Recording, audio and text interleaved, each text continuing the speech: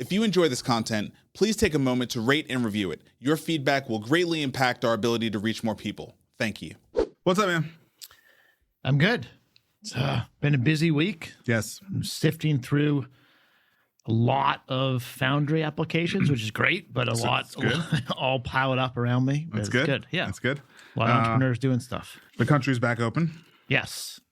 We opened up. The government got their act together somewhat. I don't know if I'd say that, but the basic thing of paying the employees of the government and sending out money for food stamps, et cetera. They do. Yeah, the whole thing is, I realize that the matter of healthcare affordability is a very important matter, right? I mean, obviously, it's a super important matter. But to have let the situation get to where it got, our elected officials are highly dysfunctional at this point. Yes. They're just highly dysfunctional. It's, and I'm not, at a certain point, you start realizing, like, you really just want to be Team America. You know what I mean? And it's hard to do right now. It's hard to do, Yeah, I mean, I'm frustrated with everybody up there, no matter which side they're on. Yeah, it's just. Yeah. So anyway, but it is what it is. The government is open, and all the, here's the important thing.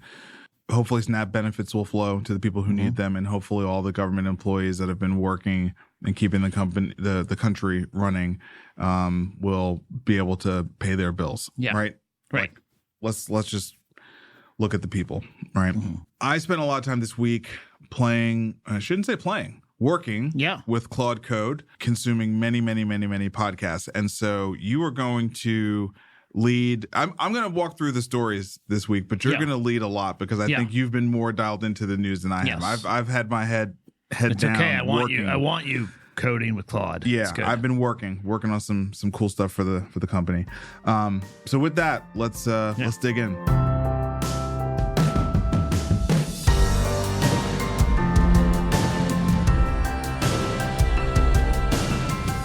Starting out with the fact that the government is reopened. So literally, I saw the news and I just kind of like put my head back down and went back to the podcast and the coding. Like what actually transpired? What I saw was that there were a group of, I think it was 10. Was it 8 or 10 Democrats? I think it was 8, but maybe it was 10. Let's say 8. So there was a group of 8 Democrats. The ones that were notable that I saw were Tim Kaine and John Fetterman, that basically broke away from the rest of the Democratic Party and agreed to a deal that was negotiated with the Republicans on Sunday. Yeah, that's right. I mean, I think it started Friday night, maybe. They had a meeting.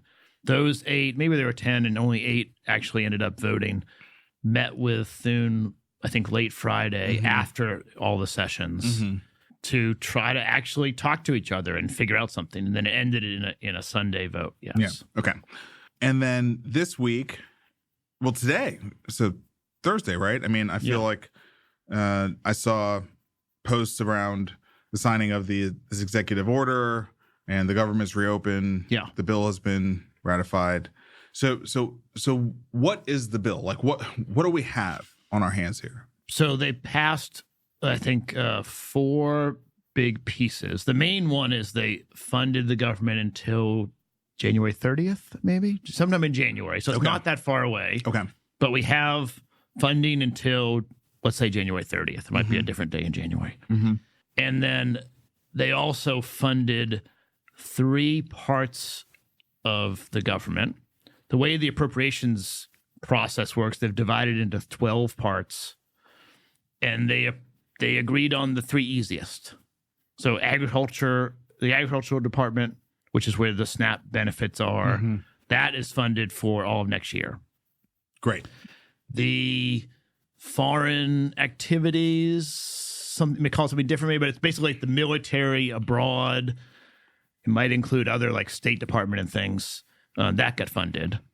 I think both of those things are wide bipartisan approval. Yeah. And then the most popular is the legislative branch, that got funded, which is their pay. So, not surprising they're going to pay themselves. And there are 9 more that they have to figure out. And then the Democrats got... So does that mean that like TSA and FAA are not agreed on yet? They're not agreed on yet, no. But we now have money until January to pay the FAA payroll. Sure. But there's not appropriations bill for the whole thing. Okay. And then the other thing the Democrats got was Thune's word, and they seem to think that's valuable. His word that he will bring up the ACA subsidies for a full vote in the Senate. So everyone will be on record as, wanting to end the subsidies or wanting to extend them. But they're pulling it out of HR 1 for a specific Senate vote. Yeah, I don't know if they can go back and change HR 1, but they're going to do a specific vote so that everyone has to vote one way or the other. I guess they could abstain on that topic to get on the record. Is it just for posterity or like can the vote actually impact whether the subsidies remain or not? I don't think they can do it without the House. So if the Senate voted to extend the subsidies, that would put a lot of pressure on the House. But I'm not sure that it will pass. I mean, after this last election, the House is not looking good for the Republicans at the moment anyway. So they're going to lose the House after the next election, I think. Yeah. But that's not going to matter for next year. Right. And then kind of simultaneously, the Republicans have started talking about providing funding for people to buy insurance through different means, not through the subsidies. And there's lots of ideas around that various Republicans like sending stimmy checks or using HSAs or whatever. So I think the Democrats have gotten the topic like on the table for discussion. Okay. And there'll be a vote on it. And then hopefully there'll be some money in whatever form. The subsidies are the easiest to put in place because everyone already knows what they are. But Trump likes the sending money to the people. So who knows what will actually come out of that. Yeah. All right. Fed is increasingly torn over a December rate cut, citing the fog. So the Fed is citing they don't have a lot of data. A bunch of Fed governors were out this week talking about the lack of consensus at the committee. And Polymarket has it down to almost 50% that they will cut 25 basis points, 50% they won't. I think it's 53% for, which is a significant change. Last week, it was like in the 75 to 80%. So, you know how I feel. I don't think there's a question that the job piece is more dire than the price control piece. But that's not how the committee feels. Yeah. Okay. And I guess off that news, stock market sold off. Yeah. From that news and Disney missing earnings, everything sold off. Like 800 points in the Dow. The S&P was down. Everything was down today because I think last week people were expecting a cut and now it's unclear. Yeah. And I think also probably there's been sufficient AI bubble talk over the course of the last week, right? So I think if you combine all the AI bubble worries. Yeah, Michael Burry, the big short guy, came out against it. I mean, I don't have it quoted, I should have brought it in, some study about OpenAI. In order to be able to meet the capital commitments that they have made, they need to get larger and more profitable than Google is today, which seems like a long way to go in less than 5 years. Yeah, I mean, their projected capex is 10x of their current revenue. Right, of their revenue, and they spend a lot of money. Not earnings, revenue. right. Yeah. So I think there's a lot of questions around that, but I also think there's a lot of signs that the AI cloud adoption and utilization is still growing very quickly. So, yeah, I mean, listen, I So as I said, I spent the last 5 days working on an internal project for us with Claude Code. And it was actually the first time, because I, been doing fun stuff and doing your job. I've been doing other things but like we're towards the end of the year, working on this deal. It's terms are all agreed to. So, I have a moment to like work on some stuff. And I'm an old dev. I mean, I wrote software, led software teams, was a CTO. It is ridiculous how much I was able to accomplish in the amount of time that I had. Now, I don't think someone who was not previously a professional developer, or maybe even more importantly, developer manager, could have done what I did this week. I mean, I've been beating my head against the wall. You get a long way, but you don't get to production grade. Yeah, I don't. Yeah, and you saw what I've done so far. So like it's like it's real. It's like legitimate application dev that I'm doing. And in 2005. Yes. So that took you less than a week to build, I think, or maybe roughly a week. Not even. No, 5 days. No, for sure less than a week. In 2005, that same body of work would take how many man hours or how many people? 6 weeks. Yeah. It's incredible. Yeah, 6 weeks. And like many more hours per week than I spent this week. You're spending 6 weeks more than full time, just heads down, working. Correct. Yeah. I mean, when I say it took me 5 days, I wasn't. You're doing other stuff. You have a job here. Yeah. I was not working nonstop on it 5 days. I was just interacting with it while I was doing it. Like literally, I'm like in a meeting and like just like answering a question So I think for me, seeing that, I don't believe it's a bubble, and I think there are so many people who have not actually engaged with it at that level. Who you just don't know. Like I think people are chatting with it and they're like, it sort of replaces Google search. Okay, fine. Or it makes these stupid images or these stupid videos, right? Like I don't think people understand how much of a productivity game changer it is going to be. And because it's code. So the interface is through software. And if you are not a developer, it's hard to interact. Like you can chat with it, you can ask it to plan a trip for you somewhere, but the interface is hard for non-devs. It will create many new jobs, and it will also empower many entrepreneurs, but not before it wipes out a ton of jobs. Yes. And that elimination of jobs is going to be a lot of value capture, like a ton of value capture. So as far as I can see right now, the numbers are actually pretty decent. I don't believe it to be a bubble. Yeah. That doesn't mean that there's not going to be a quote unquote correction, but I think when you play it out over the long term, I think these stocks are right on. I think they're right on target, especially because we're going to talk later on in the show about sort of China.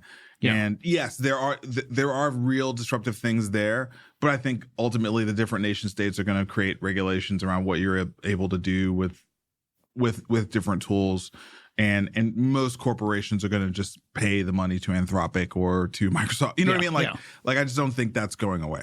So I mean, there's going to be. I think there'll be significant fights over market share, but the cloud resources, are going to be needed. I mean, like they're going to be utilized. They're going to be very lucrative relative to the old-fashioned way of people and buildings and stuff getting things done. The other thing is we're skipping ahead to the AI section, but the other thing is like people are conflating OpenAI with the Mag 7. Like the Mag 7 have real revenue generating products and real distribution. OpenAI's got distribution, but it's not deep. It's not multi-year long distribution, and like the product is still a little bit of a parlor trick, like relative to Tesla that people drive in every day. Yeah, right. You know what I mean? Like it's not Microsoft, it's not Oracle, it's not Google, it's not. Yeah. I mean, I think it is a question whether OpenAI will grow into the need one to have all of that CapEx, but someone else will pick up those data centers. Correct. Like someone's going to build them. Correct. Doesn't need to be OpenAI. Correct.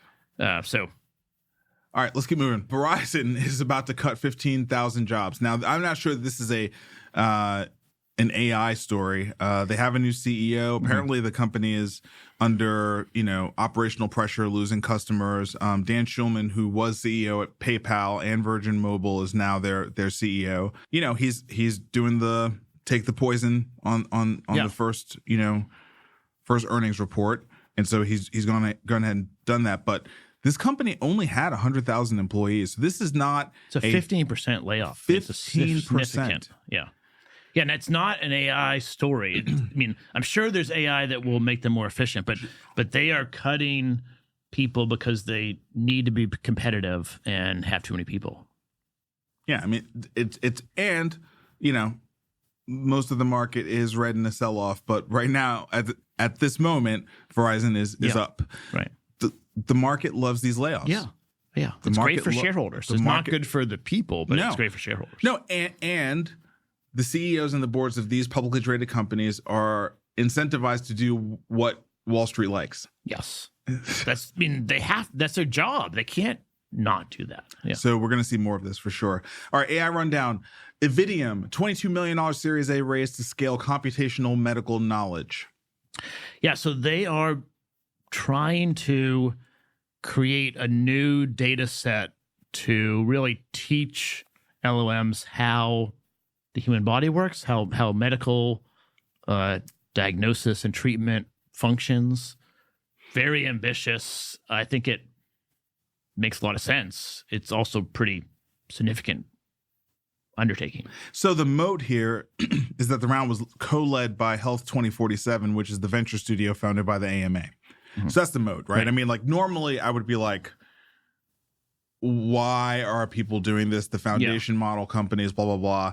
But your answer is the AMA is launching this company, right? Yeah, I mean, I'm getting more confident with you either have proprietary data or proprietary distribution, right, or you shouldn't do that. Or you shouldn't do it. And I think the AMA has both of those. Yeah, I think you're right. At different levels, but it's more the proprietary distribution. Yeah, right. That's right. Amae Health raises $25 million to improve care for severe mental illness. The Series B round was led by Altos Ventures, included participation from Quiet Capital, Blink Capital, Cedars-Sinai, Healthier Capital, and 8VC. Yeah. So this is, I think a good approach at rethinking how do we treat mental illness in sort of a verticalized manner. So they have an entire team. Of course, they have psychiatrists, but they all have dietitians and whole health care, but focused on mental health. Says their results are they've reduced 30-day hospital readmissions to about 4% versus the 23% national average. According to the announcement, has achieved score improvements of 76% for mania, 61% for psychosis, and 49% for suicidality through measurement-based care. So those are great results. Yeah. And Cedars-Sinai coming back in on the round, I think probably says that they're at least one partner that's happy with the results. Yeah. So that's awesome. All right, House RX raises $55 million to scale in-clinic specialty pharmacy model. Specialty pharmacies are one of the few places where you can still make money in pharmacy. So it makes sense that they would be scaling it. This $55 million is a Series B. It's led by NEA with Town Hall Ventures, LRV Health, First Round Capital, Bessemer Venture Partners, and Silicon Valley Bank. So really strong group around the table. And what can you tell us about this? Yeah, so this is an older startup founded in 2021. Like you say, specialty pharmacy is maybe the best growth area in pharmacy right now, and they're growing really quickly. Total capital raised $100 million so far. So, congrats to them. Moving into policy, the FDA is rolling back warning labels on HRT products for menopause, citing misinformation. So this, to me, is another one of those instances where we are seeing the influence of the podcast world on policy and on politics.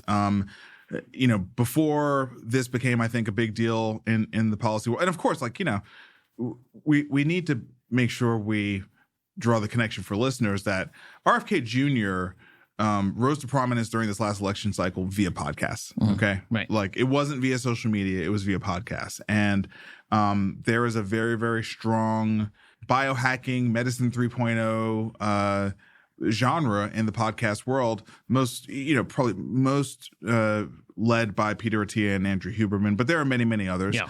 And if you are a listener to those podcasts, then you know one of the drums they've been beating for a while now is the fact that hormone replacement therapy for women has been demonized to the great detriment of women's health for decades.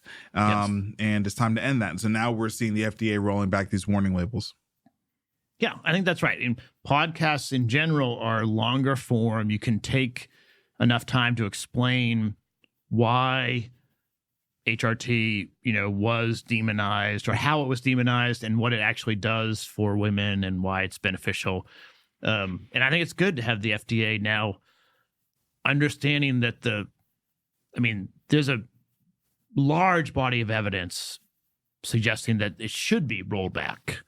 And then they didn't roll back it like clean slate. They left a couple of things that they wanted to point out that you should still talk to your doctor about. So it seemed like they did a good job sort of trying to correct mistakes that were made in the past. I think this is positive. All right, moving into the payer world. UnitedHealth stopped covering most remote patient monitoring. This is a pretty big story, I think. They're going to end the coverage of remote patient monitoring for most chronic health conditions among commercial and Medicare enrollees.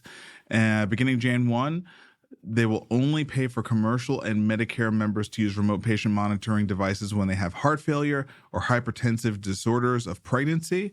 And they've basically said that RPM is unproven and not medically necessary due to insufficient evidence of efficacy. So this is one of the big payers out there. Obviously, UHG is in the process of a turnaround. That's like, I think in their own words is what they would say. They're working on this turnaround, projecting to have it sort of completed by 2027, taking matters into their own hands and kind of peeling away from what has been the common coverage model established by CMS. Yeah, I'm still shocked about this. I was shocked when it came out a couple days ago. I do not believe I've ever seen a payer decide not to cover something for its Medicare population that CMS is covering in the traditional fee-for-service Medicare. I haven't seen that before. I'm not saying it hasn't ever happened, but it's unusual. So let me ask you, like, do you think that this is a matter of like Modern Healthcare putting this story out and like there's something about CMS's policy that we don't understand? I mean, I didn't think it was allowed. Possible? I didn't think it was legal or allowed to make a coverage. No. Commercial payers have forever changed the rates they reimburse, and the whole point of Medicare Advantage is to you sort of capitate the patient, and then you're responsible for covering them in total. But even in the commercial book, I can't think of an example where CMS covers something and commercial does not. I didn't think that was allowed. So, I mean, in the article, they say UnitedHealth Group says the policy complies with Medicare requirements. The American Telemedicine Association did not immediately respond. So, so go back to that paragraph right there. Yeah. CMS requires Medicare Advantage insurance companies to cover the same services as traditional Medicare. CMS has covered remote patient monitoring services for many conditions for fee-for-service since 2019. That, to me at least, that suggests that it's pointing to it, but it's not. Well, the next line is UHG said the policy complies with Medicare requirements. Right. So I mean, they're leaving some gray in the article. Because I'm with you. I mean, I don't know that it's possible to be a payer on behalf of Medicare and not comply, not follow the so and I guess the reason why I'm bringing it up is if it is in fact true that it does comply, then it could be heralding in a much broader sort of write down of the RPM industry.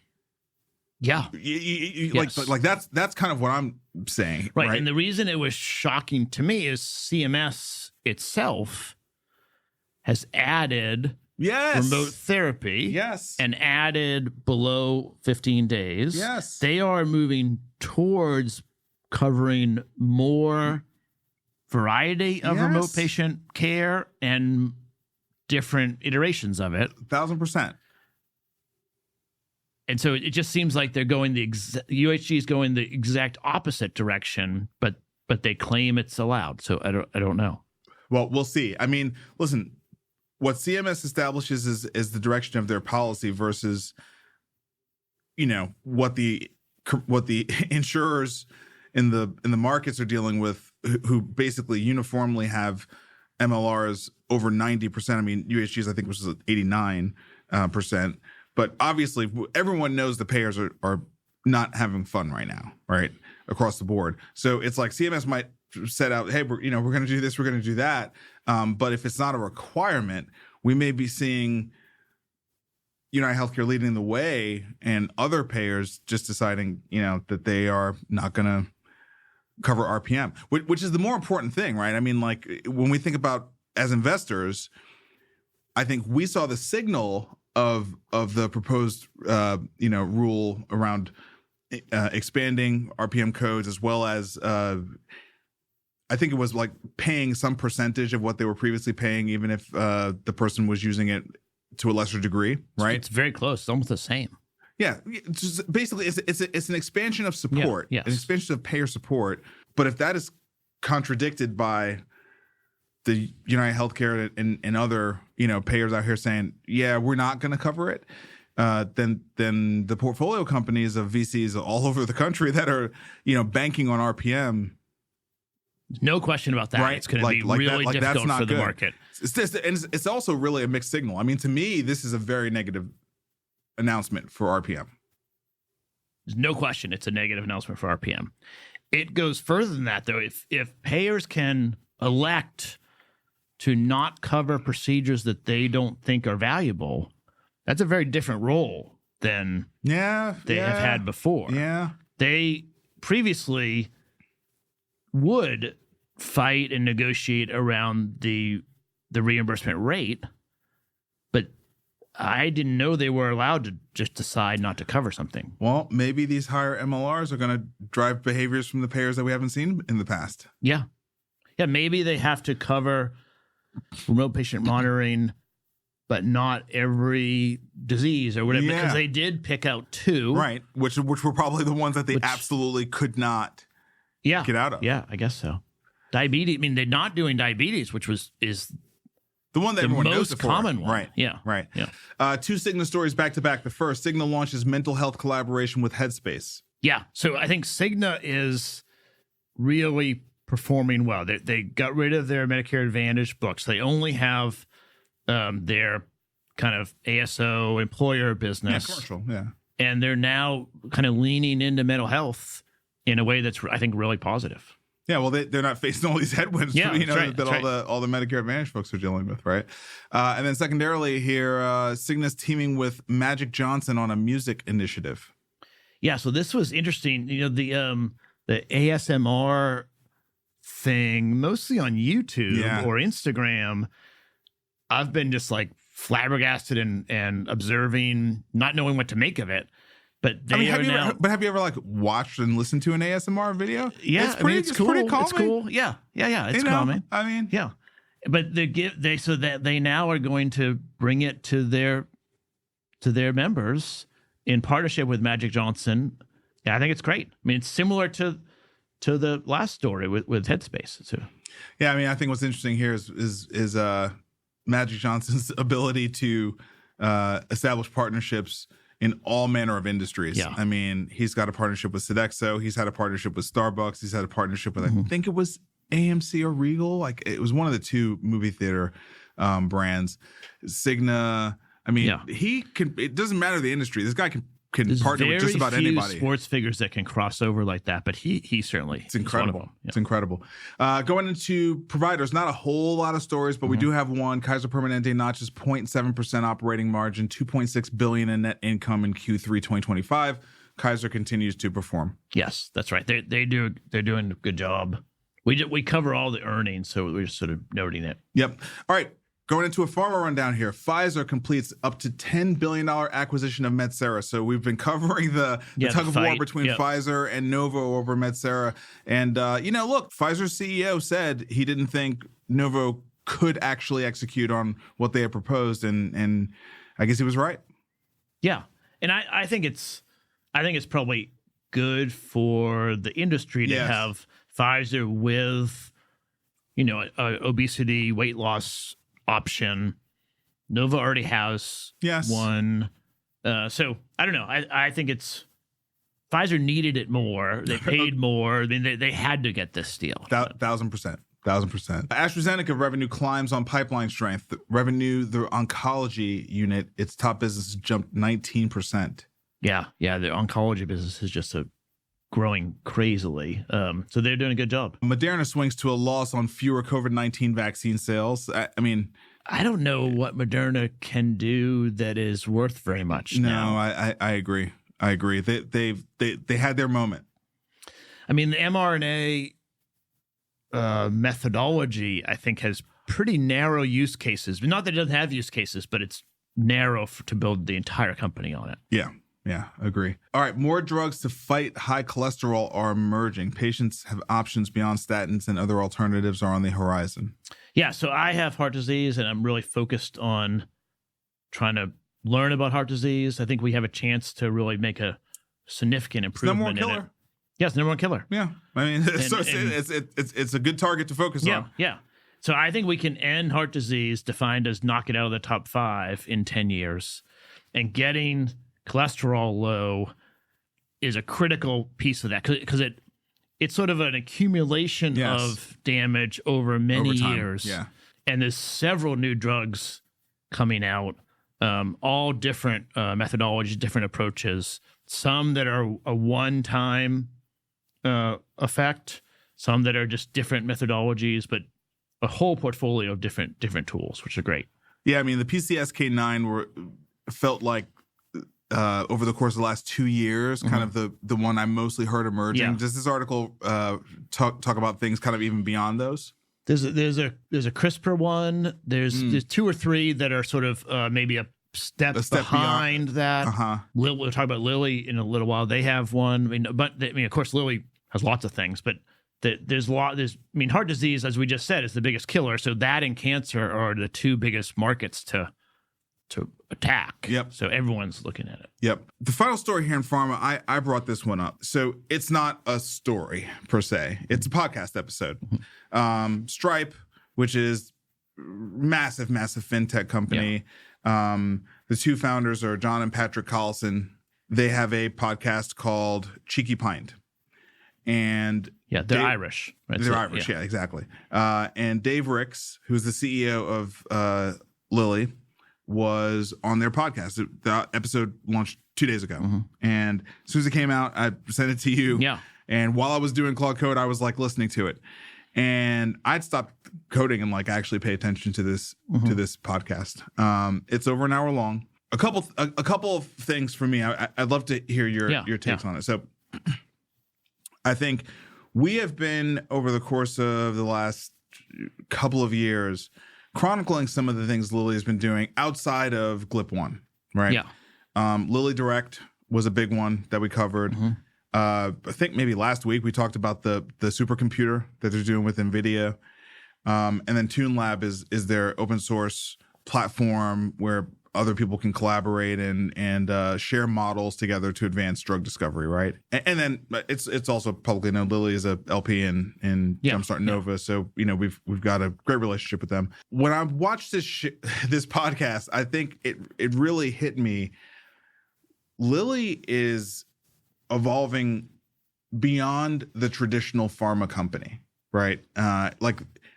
They are starting, to me, to feel more like a tech company than a pharma company, which I think is brilliant, okay? Because when you think about where healthcare is going, there's a couple of undeniable but hard to swallow truths about it. right? The costs are unsustainable, and they are going to be dealt with one way or another, right? The costs are unsustainable. They are going to be dealt with one way or another. We've been talking about job loss in so many industries. The job losses are coming to healthcare. They haven't come yet because some of the implications from HR1 and some of these other things have not hit yet. They're really going to start hitting in 2027. But when they do, the layoffs are coming to the providers. The layoffs are definitely coming. Pharma, however, is fundamentally different. They're not a labor-intensive business. They're a science-focused business. And their inefficiency has been the R&D process, right? And what is going to radically change not just the R&D process, but also the nature of the solutions that the pharma industry is going to be able to produce? Artificial intelligence, right? And so if you're a well-positioned pharma company, which Lilly is, do you sit on your heels and just say, GLP-1 until we die? Or do you leverage that really great position to ride the wave of the Max 7, right? Right. And effectively like self-disrupt and transform the entire industry that you're in, right? And as I was watching and listening to Dave talk to John and Patrick, I realized like his star is about to rise. Like we're about to see him be understood. Like Jensen Huang's been the CEO of Nvidia for a very long time. Right. Like he's only recently become like the super cool guy with the leather jacket and all that kind of stuff. And I think this guy is gonna end up being, I think, the biggest star in healthcare. I watched this and I was like, I don't think there's anyone close to him right now who can sit down with the co-founders of Stripe. Yeah. Like, can you name another person in healthcare who can like do that credibly and not just hold his own, but like actually drive the conversation effectively? No. I mean, maybe the CEO of Cigna, but that's it. I mean, there's no one. Lilly is hitting in all cylinders. They have been investing way before this year in R&D, where they have a good pipeline of research. And what I was struck is that he is able to discuss sort of global health policy, and he frames it in the framing of like results. How can we get people to live better quality of life, live longer lives? And the point that he was making that I was just like floored with is that since 65, we have increased the life expectancy by 8 years. And about 90% of that, now he's reporting this and he runs a drug company, but 90% of that is due to pharmaceuticals, medications, which I think is, whether it's 90 or 85, it's most of it. And less than 10% of the money we spend on healthcare is going to pharmaceuticals. So people complain and bitch about the cost of one drug. But if you look at the overall system, we're not spending much on it compared to all the results and the impact of people's life. So two things. Absolutely right. That was a mic drop moment on the podcast. Yeah. It also was like this, that's the kind of talking point you can hang a whole narrative on, right? Yes. And him being on this podcast, it's like he's going direct. He's going direct like a tech CEO goes direct. Like he's not hiding behind press releases and you know what I mean? Like he's going direct.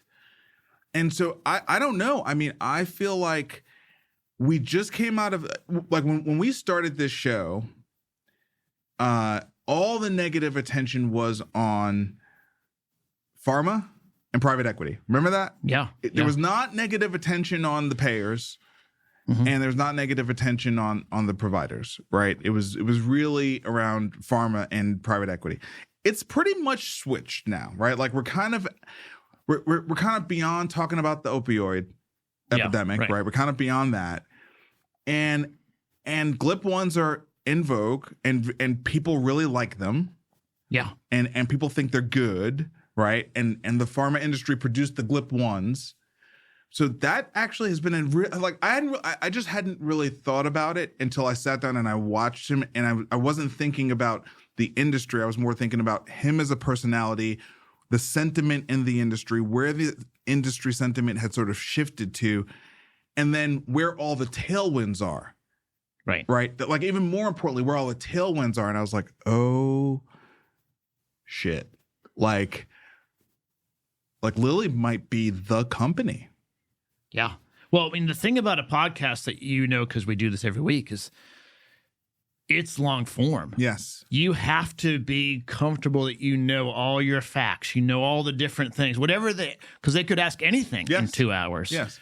And he comes out of a sales biz dev kind of starting point, but then very involved in the science and making decisions. And so he can talk about sales and markets, but also the science and genetics and how the research is done. And not many CEOs can do that. They are much more scripted by the PR team.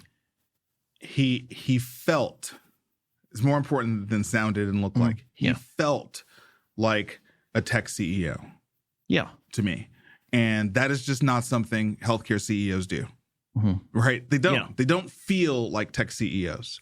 So anyway, to me, we've been okay, this story, that story, blah, blah, blah, blah, blah. But this to me was a moment where I was like, okay, I think I've recognized something that I hadn't previously recognized. And it's this show to me is just about like evolving our scaffolding in terms of how we understand the industry. And when I watched this podcast, for me, the other thing I picked up from this podcast was Stripe's getting into healthcare. Mm-hmm. And that's a big deal. I mean, I think we're about to get into crypto here in a second, but people may think Stripe is just like a developer tool. They're building an L1 blockchain. They bought Bridge, a big stablecoin company.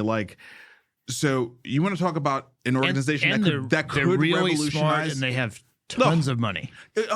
And they're into healthcare. Like I think they're into like biotech stuff. This is part of the reason why they were having a conversation with him. Right. So to me, this was another notch of the old healthcare industry is on its way out faster than people think it is. But all of the incumbents are not going to be left behind. Like, there are some that I think actually will take really strong leadership positions. And I think I can pretty definitively say like Lilly is certainly one of those. Yes, I agree. Right. Off my soapbox. This story about Health and Us. Scientists grow more hopeful about ending a global organ shortage. At an international conference, researchers at the forefront of animal-human transplantation compared notes and allowed themselves the first real optimism in decades. This is from the New York Times.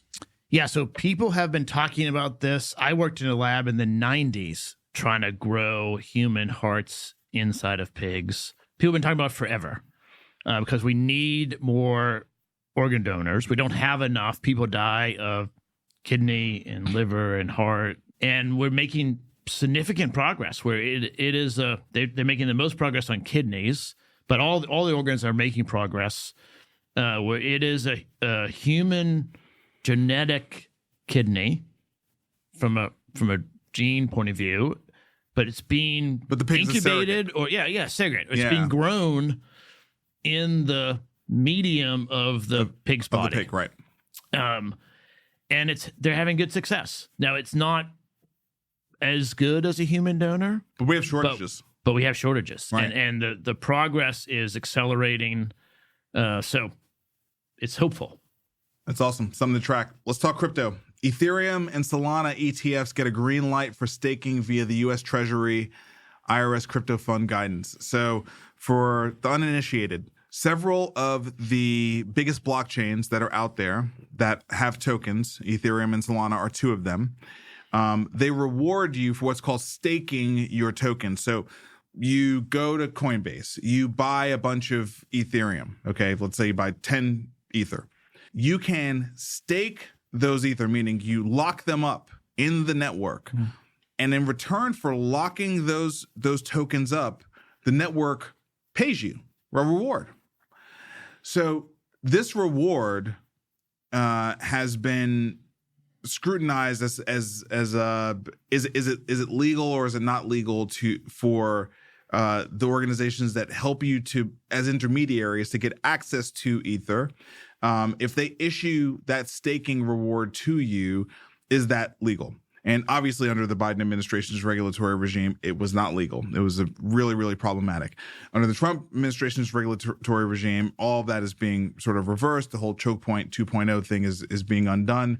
And here we are. Like now you're going to be able to, through your Fidelity account, buy an ETF for either Ether or Solana and effectively get what will feel to you like a dividend. Yeah. You'll just get these. It's very similar to a dividend. You'll just get a dividend just for buying and holding. That is in addition to the appreciation of the underlying asset. Right.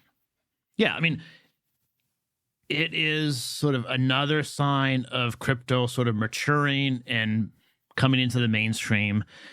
There's no reason why Fidelity should keep the staking profits and not send it out to the people that actually paid the capital to buy the ETH. It never made sense that wasn't allowed, but now it is sort of condoned by the Treasury. Yep. All right, Coinbase launched its platform for digital token offerings. So Coinbase purchased Echo, which was created by some sort of legends in the crypto space, and it was basically where you could sell tokens, do ICOs, and now they are launching one of the most anticipated tokens, which is Monad, which is basically like a Ethereum like L1 chain, but it's really, really focused on performance. So kind of think Solana, but Ethereum compatible. I think it's kind of an easy way to kind of put it, because it runs the EVM. It runs the same virtual machine, where Solana runs a different virtual machine. So all Ether apps can also run on But the Monad. gas is cheaper, like Solana. Gas is cheaper. Yeah, it's a more efficient V1. Yeah, but I can use my ETH code there. Correct. Yeah. Correct. Okay. You take Solidity, smart contracts, whatever. Move your smart contracts, all that kind of stuff. Exactly. So Monad's been something people have been talking about and looking forward to for a long time, and the very first ICO effectively on the Coinbase platform is coming this week. Yeah. I think it's great. And then furthermore, they have taken their view on what the fair and equitable approach to issuing new coins should be. Mm-hmm. So and maybe not everyone would know, but when you do an IPO and actually launch a stock on the public markets, insiders are locked up typically for 6 months. Sometimes it's customized. You might be a year. But you can't just, if you're an insider that created the company and you have all the inside information, you can't just sell your shares the day after you sell on the stock exchange. Mm-hmm. And I think that rule has been healthy, that you and there's also a bunch of standard reporting and things that you have to do. Yep. Coinbase did not just take those rules, but they created their own set of guidelines. And so the founders that have, millions of Monad coins, they can't sell for 6 months. Yeah. And then they don't use all the same things that the SEC uses in stocks. But I think it's great that Coinbase is probably one of the most respected crypto platforms. They're going to make it much more fair so that people don't get kind of tricked and lose money, and then there's a bad taste. It's much better to do it the right way. Yep, agree. Coinbase just on the march of leading the pack in institutional crypto, but not by themselves. SoFi, which is an incredible neobank, global, World Bank, has launched crypto trading. So now directly from your bank account, you could buy Bitcoin, Ethereum, and Solana. That's a big, big deal. Yeah, so SoFi is really the first American company trying to do that, like one app to do everything. Yeah. Where you can do banking, checking, mortgages, you can buy crypto, you can invest. China has that, but we haven't really had that. It's been a lot of fractured. But they're putting it together in a really interesting way. Yeah, yeah. I mean, to me, this is a big, big, big deal that from your bank account, in the app, you can just buy crypto. Yeah. That's incredible and so differentiated. I mean, just wrap your head around that. Can you in your Bank of America app buy crypto directly? You know what I mean? Like that's the analog. Because I think a lot of times people might think about SoFi as like Robinhood. It's not. It's your bank. It's a bank. This is a remarkable innovation. Okay, and then Visa direct stablecoin payout pilots speeds up access to funds for creators and gig workers. So Visa Direct is going to be paying gig workers and online creators in stablecoins now. Yeah, and you get paid in minutes, not days, is what they're saying, which is incredible. Because it's stablecoins. Right. And it's not any different than dollars that we get it faster. You can go buy a pizza this afternoon. That's right. You just transition it into real dollars and charge it on your Visa. It all settles in a month. No one even cares which it is. That's right. Yeah. So it's moving. It's funny. It's like even from the time when we started covering crypto to now. We started like this summer. I know. It's coming very quickly. It's faster than I expected. It's coming very quickly. All right. End of the show with the AI rundown. Moonshots. Kimi K2 thinking emerges as the leading open source AI, outperforming GPT-5, Claude Sonnet 4.5 on key benchmarks. So Kimi K2 is open source. It does require quite a bit of memory to run, kind of a minimum of 256 megs of memory. But it's a model of experts, right? So it's one sort of orchestrating model that has an embedded group of experts that can do all manner of things, and it's designed for agentic use cases. So agentic use cases meaning truly autonomous work. You give it a task, you go away for a couple of hours, you come back, and it's like put together the whole result for you. Not like asking you constant questions in sort of a chatbot model. Yeah. And they did not spend that much money. I mean, we're talking less than $5 million. Billions and billions of dollars to train models. They spent less than $5 million to build this. Now, even if they're lying and it was more than that, it wasn't a lot of money. It wasn't a lot of money. And the Chinese are, necessity. They don't have the money. Invention. They don't have the chips. We know this. Yes. So they are having to innovate. And then because they want to show off how great they are, they're open sourcing it, which is great because we can use it and we can. And I was talking to someone this weekend, like not everyone who's not a dev understands this, but the open source, you can actually just take the code and run it. If you got that was why I brought up the 256 megs. Yeah, you can't run it on your phone. No. So you could run it on, just so people can kind of understand. You could probably run it on a Mac Studio with M3 Ultra, but it probably wouldn't run that well. Mm-hmm. You can get the new NVIDIA Spark with the Blackwell chip and get two of them and wire them together, and you can run it on that. That's interesting, yeah. Next year's Mac Studio with the M5. We'll be able to run it. You just run it. Yeah. And that's coming out in like 5 months. Yeah. You just buy that. So it'll cost you $10K. All right. So let's say you spend $10K on this thing, but then that's it. Right. That's it. You're not paying for tokens. You're not paying every a month. Monthly thing. No. And then my point is that it doesn't matter who wrote the code. Yes, it was written by a Chinese person. You can download it here in Nashville and look at it all. Yes. And see that there's no secret backdoor sending information to China. Or if there even was, you could just delete it out. Yeah. And you can just run it. You can just keep it off the internet. Yeah, right. You don't have to run it connected to the internet. Right. So you have the entire store of human knowledge in a MacBook Studio for $10,000. And anything you want to talk with it about all day, every day, doesn't cost any more. You have that one-time cost, maybe electricity for in your house. Electricity, right.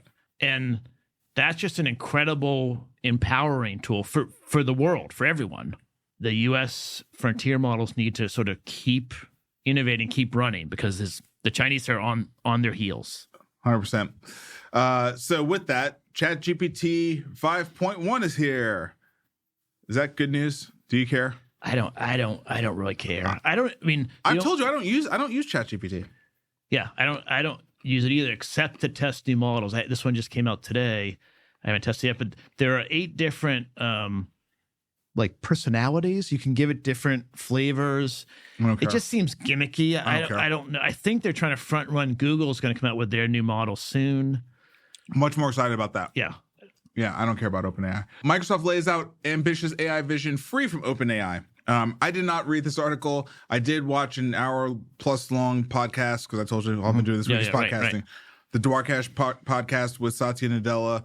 Tell me about this article. I'll tell you about the podcast. Yeah, so Suleiman is building, Microsoft's view of where AI should plug in.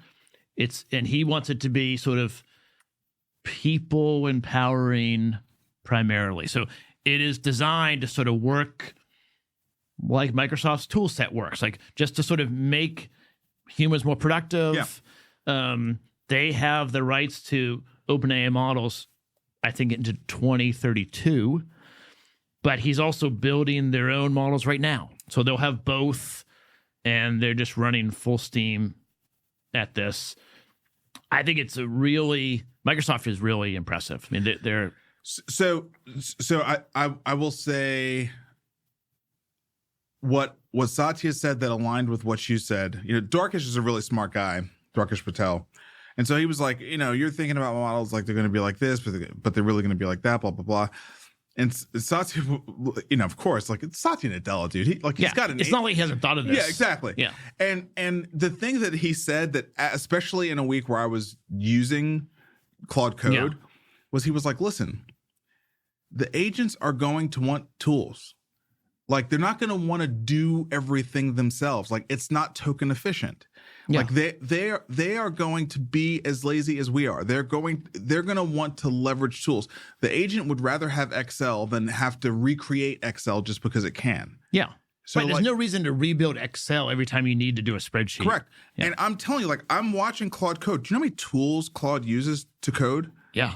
It doesn't like write all the code from scratch. It's like that would not be efficient. Right. It would so it's like even if we get to a world where AI is doing all the software work, it will still use Microsoft Word. It will still use Microsoft Excel, and so that aligns with this idea of like it being more of a co-pilot, right? Which is why I think Microsoft went with that name. Yeah, yeah, and they have data distribution. Really, GitHub is a huge repository of data that is, it's largely open. So lots of people have also crawled on, but they own it. They can do what they want with it. Yeah. They have distribution. They have infrastructure. Yeah. They have positive then they brand. Have Xbox. They have all these worlds and games, and yeah, they're strong. It's crazy. 7 lawsuits allege OpenAI encouraged suicide and harmful delusions. I mean, again, I just don't. I'm not bullish on this company. Yeah, I'm not either, and they are in legal trouble. I mean, because it is a chatbot, there are pages and pages and pages of chats with people that have committed suicide, and the chatbot does not do a good job helping them get help. And so they're in trouble. They I think in general, OpenAI is a, all gas, accelerate AI kind of company. And that's paid off for them in some ways, but it also has downsides. Article from the Wall Street Journal, the AI Cold War that will redefine everything. And this is really, there's a video here playing of a bunch of different Unitree robots and different companies that are not Unitree. Look, China has been killing everybody in the world when it comes to electronic manufacturing. And, I don't think most people think about what an incredible breakthrough in robotics LLMs have become, right? Because the code prior to LLMs was so hard and inefficient because of all the dexterity that a robot needs. Yeah. It needs token prediction, right? Token prediction was a total game changer for robotics because it's the same engineering prowess, but a radically different level of software embedded in these That's right. in these robots now, right? Yeah, and China. This story, we have several stories between China and the U.S. over the next couple stories. They are using all of the power of the Communist Party to encourage and fund winning the AI Cold War from their point of view. And with their population challenges, they're going to do that through robotics. Yeah. And they are way ahead of us in robotics. Mm-hmm. And that's that. Harder to catch up with than software. There's nothing more to say about it. Like, they are way ahead of us. But America's chip restrictions are biting in China. What's going on here? Yeah, so it is difficult. This story says it's very difficult to find the Blackwell chips or the new obviously Nvidia chips because they're because of Trump. Yeah, they're not allowed to be sold there, and so that is impairing them and let's say slowing them down. Yeah, slowing them down. I don't think it's fair to say it's stopping them. No, definitely not. We're putting up roadblocks and we're forcing them to innovate. Yes, which we saw with Kimi K2. Yes, it's truly our one advantage is the chips. Yes, that's right. Yeah, that's our one advantage. That's our one advantage. Ooh, I don't know if it's going to hold, but hopefully we will also build in robotics and other things. Yeah. And how a Chinese AI company worked around the U.S. rules to access some of NVIDIA's top chips, working through kind of a shadow company in Indonesia. Yeah, so this is, for people that are just listening, this is also from the Wall Street Journal. It's one day after the last story that they said it was impairing them. In Indonesia, there is a kind of nondescript building that is a data center that's providing NVIDIA chips for use to the Chinese companies. And they traced the chips all the way back. They were bought by a company that China has an ownership in California, and then shipped some to Indonesia, some to Australia. So there are ways around it, but it's they definitely aren't as many as if we just were selling it to them. Right. But it's just sort of interesting the different things that China is doing to get access to these chips. Innovation will find a way. They're going to figure out a way to. Yeah, and by the way, as long as that's true, NVIDIA deserves to be a $5 trillion company, right? Like as long as you're doing all this to get this special silicon that no one else has. Right. Okay, two more stories. China hatches a plan to keep the U.S. military from getting its rare earth magnets. So I thought, what happened here, Vic? I thought Trump and Xi had they shook hands. Yeah. They're now shipping rare earths again. Yeah. We were all excited, and they still are, but now they are using this validated end user system. It just basically, they are blacklisting companies that have military use. Oh, okay. And not allowing those companies to access rare earths. Which is frustrating, but I think that's probably what we would do. Yeah, that seems like what we would do. That seems like fair play. I mean, it's obviously not good for the U.S. military, but if I'm just thinking, in the gamesmanship of it all. Yeah, so we are not ready to have an actual war with China, and we need to work on. They're not really ready to do that with us either. They don't want to do it either. It's not good. It's not good at all. Yeah. So. That to me, but we need to have a supply chain that is functional, because otherwise we. Yeah, but they need a buyer of all their stuff. I mean, we're still.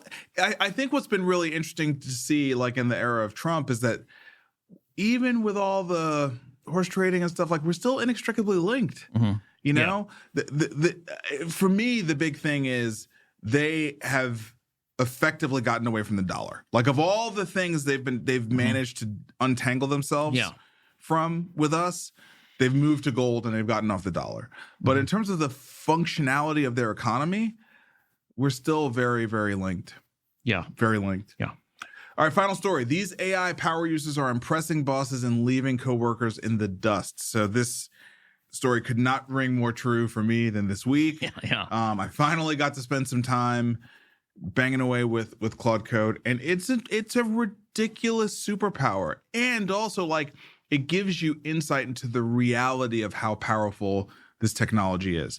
If you are not using it, you don't know. You are responding emotionally, you are speculating, you're doing all manner of things that you can do those things and reality will still be reality, right?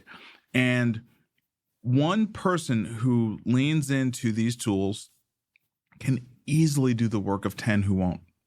Yes. Easily. That's right. And go home early. Yeah. Right. Yeah. Yeah. So I mean, there were so many stories about us fighting Cold War and things. I wanted to end with, like, if you're listening to this, you can take, some initiative on your own, and whatever your career is. I mean, we're in venture. Yeah. I don't think AI is going to kill the job of venture capitalists, but I think VCs that leverage AI and really learn how to use it for the purpose of advancing their investment thesis, they're going to kill other VCs that don't. 100%. That don't. 100%. And that's true in doctors. It's true in payers. It's true everywhere. It's true everywhere. And so it doesn't take any particularly great intelligence or effort. You have to just be curious and want to try. Yep. And not get frustrated, because it takes a while. It'll take a few weeks before you get anything that is valuable. But the upside is ridiculous. I mean, it's your life. The it's going upside to is change the world. ridiculous. Yes. And I don't know how. I mean, listen. I shouldn't say I don't know how. You can absolutely be dogmatic about it because it looks pretty existential. So, how people decide to be in this moment, I'm not going to play judge on that. But if you are competitive and if you are tech forward, kind of never been a better time, because holy cow, like, it's funny. I was this week while I was coding, I was thinking, Thomas Friedman should come back and say, I told you the world was flat, because that's what this AI is doing. Yeah. It is truly flattening the whole world, and the only thing that's not distributed evenly is awareness of that. Yeah. But the tech is distributed evenly. Yeah. And we have to say that because of the open source component, right? I mean, because you don't even have to pay Sam Altman to use it. Right. So, I mean, a friend of mine got laid off 2 weeks ago in marketing, and I was talking to him, like, trying to help, just trying to be helpful or whatever. Sure. And I said, you should listen to this podcast and you should pick up any of the tools, but it's dramatically impacting marketing, in my opinion. Every industry, but marketing is one of the first.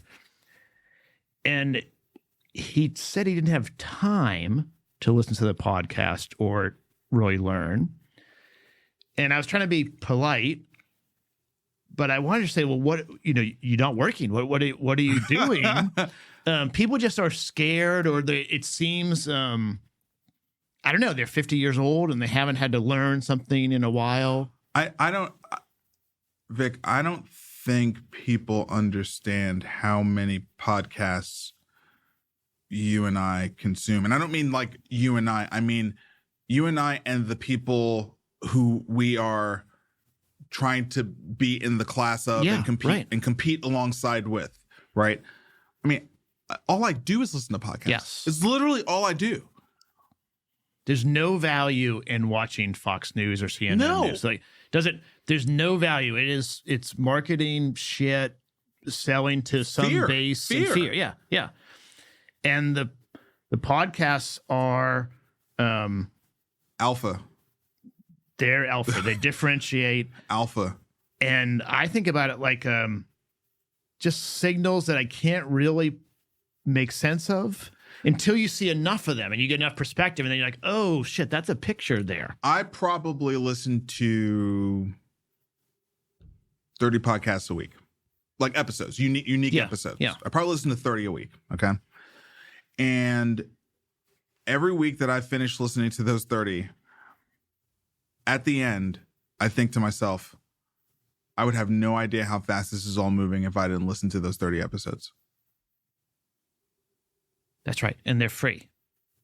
Or you have to listen to ads, but they're mostly free. That's how fast it's all going. And that's happening every week. So I listen to... I mean, but look, how many people in our own ecosystem don't listen to this podcast, right? That we know. And they fucking should. Not because it makes me feel better. I don't care. It literally does. I could care less. But I know how behind they are. Yeah, that's right. I know how behind they are. Like, if they didn't want to, like, if they're in healthcare and you wanted to just like spend 1 hour knowing what's going on in economy, crypto, AI, like, you could just listen to this, and people don't, right? So, okay. Yeah. And here's my favorite part. Like, they won't listen to this, so maybe they'll catch me on a conference stage where I get paid $50,000 to say the same thing they could be listening to me say for free. Yeah. Doesn't hurt my feelings. I don't, I'm fine not having like the biggest podcast in the world and you pay me a ton of money for me to do a keynote. Like, that's fine. But it's just like this is where people's heads are. We haven't taught anyone that you have to be like a continuous learner to survive in the world today. I don't think we've really taught that broadly.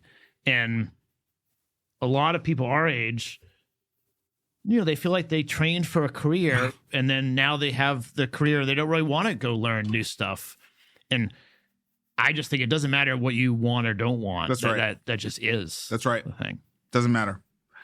I will not be here next week, but you have a great guest. I have a great guest. Cam Matthews is going to be on. She is nervous because she hasn't done a lot of podcasts. Oh, she'll be great. And I told her that it will be easy. She is brilliant and going to be really good. Yeah, awesome. So have a good time next week. I will be back the week of Thanksgiving. We're going to do a show on Wednesday night. Yes. But I'm off next week. Yeah. Thanks for putting it together. Yeah. See you in a couple weeks.